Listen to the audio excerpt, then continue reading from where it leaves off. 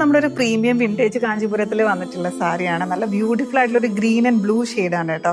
നല്ലൊരു elephant and ചക്രം ബൂട്ടാസ് body through out we've ചെയ്തിട്ടുണ്ട്. നല്ല ഭംഗിയുള്ളൊരു വയലറ്റ് ആൻഡ് മെറൂൺ ഷെയ്ഡാണ്.